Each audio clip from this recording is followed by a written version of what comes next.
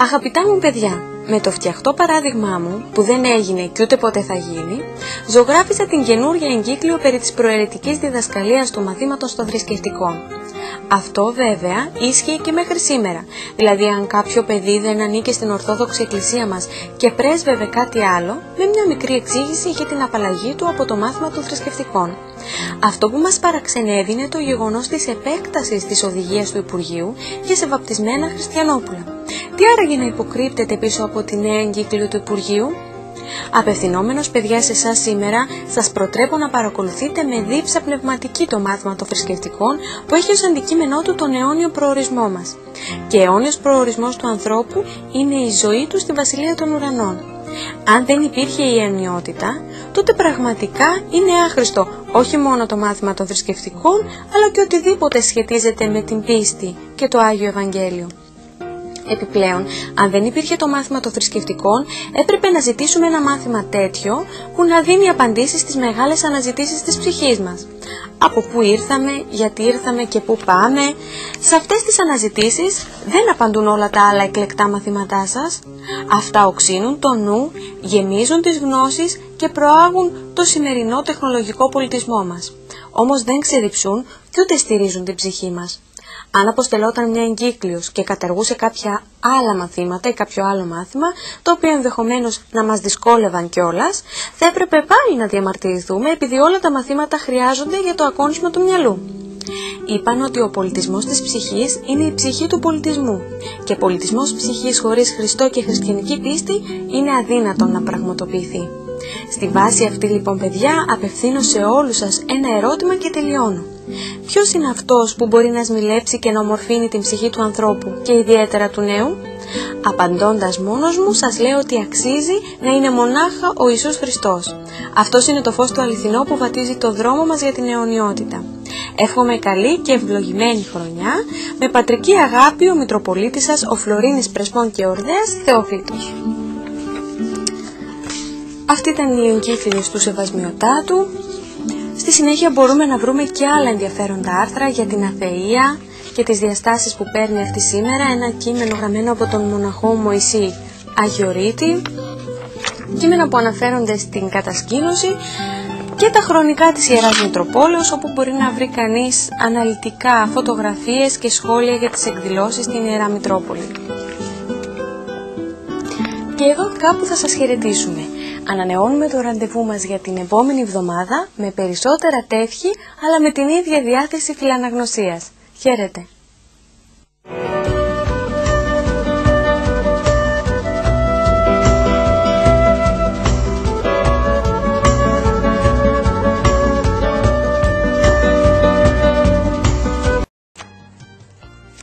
Και πρόσκληση για παιχνίδι. Το περιοδικό συνηθίζει να φιλοξενεί και παιδαγωγικά θέματα. Αυτή τη φορά εξηγείται πώς το παιχνίδι δίνει στο παιδί εμπειρίες και ότι κάθε εμπειρία, αν επαναληφθεί, γίνεται γνώση και έτσι το παιδί, καθώς συγκεντρώνει γνώσεις, γίνεται εξυπνότερο, επινοητικότερο και πιο δημιουργικό. Και στη συνέχεια παραθέτει από τις πρώτες μέρες της ζωής του παιδιού την ανάγκη της προσωπικής επαφής και του παιχνιδιού μέχρι και τα 4 χρόνια της ζωής του. Στο επόμενο τεύχος θα συνεχιστεί αυτό το άρθρο.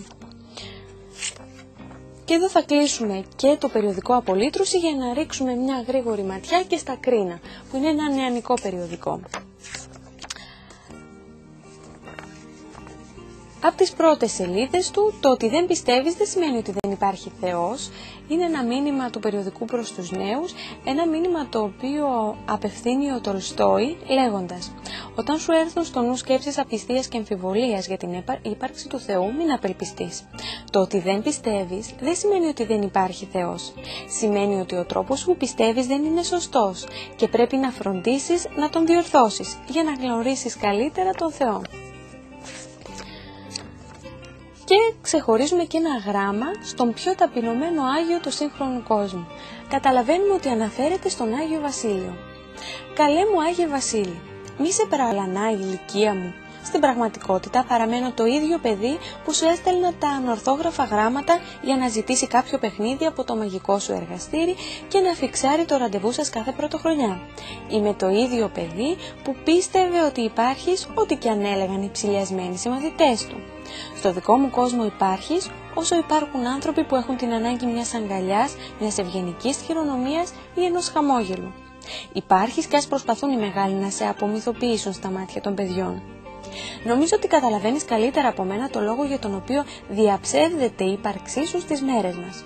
Ένας Άγιος που δίνει, ένας Άγιος που δεν κρατάει για τον εαυτό του τίποτα, που μοιράστηκε την περιουσία του με τους συνανθρώπους του και που αφιερώνει τη νύχτα της πρωτοχρονιάς στο ρεβεγιόν της καρδιάς και της αγάπης, είναι επικίνδυνο σύμβολο σε έναν κόσμο αρπακτικών.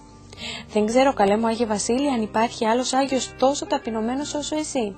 Ο άνθρωπος που αγάπησε τη μόρφωση με όλο του το είναι, δεν μοιράζεις πια βιβλία ούτε γνώση στα μπουχτισμένα από παιχνίδια παιδιά.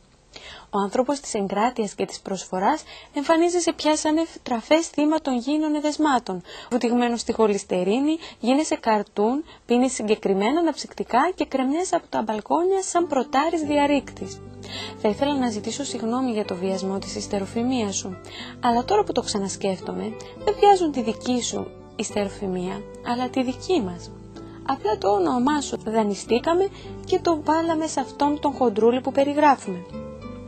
Γι' αυτό δεν υπάρχεις, Άγιε Βασίλη μου, γι' αυτό βιάζονται οι μεγάλοι να σε βγάλουν από τη ζωή και τα όνειρα των παιδιών.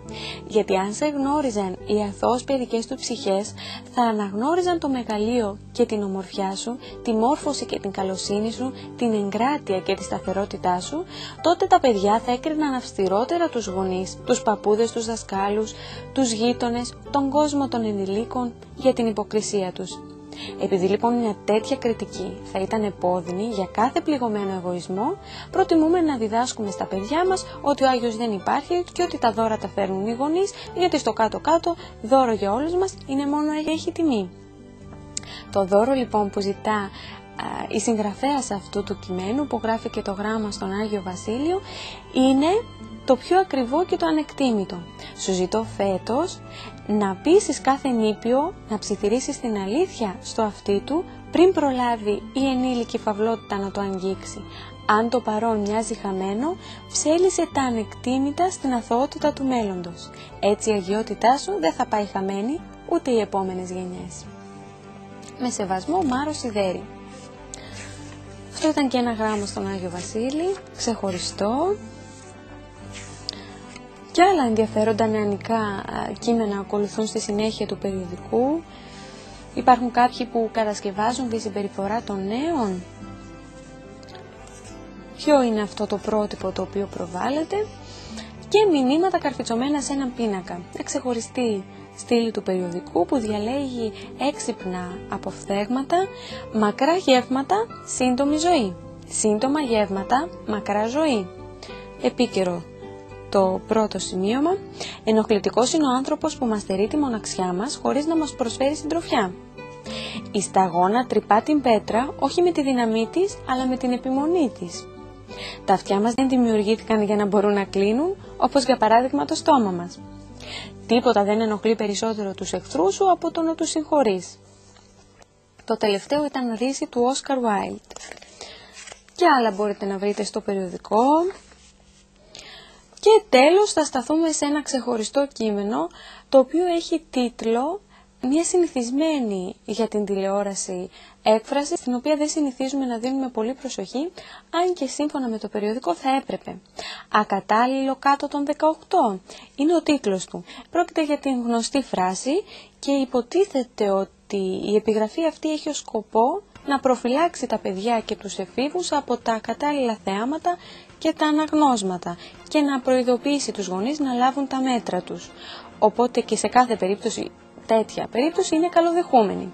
Φαινομενικά τα πράγματα είναι έτσι, λέει το περιοδικό. Ουσιαστικά δεν είναι καθόλου έτσι, γιατί το υπόγειο μήνυμα της επιγραφής, αυτό που δρά είτε στο υποσυνείδητο είτε και σε αυτό ακόμη το ενσυνείδητο, είναι παρότριση προς το βίο, το τρομακτικό και το χυδαίο. Είναι σαφώς μήνυμα διαφθοράς. Υπερβολές? Εξηγεί το περιοδικό στη συνέχεια ότι οποιοδήποτε θέαμα ή ανάγνωσμα έχει αυτό το περιεχόμενο, σαφέστατα έρχεται να παραβιάσει την ηθική μας ακεραιότητα, τις αξίες και τις αρχές μας.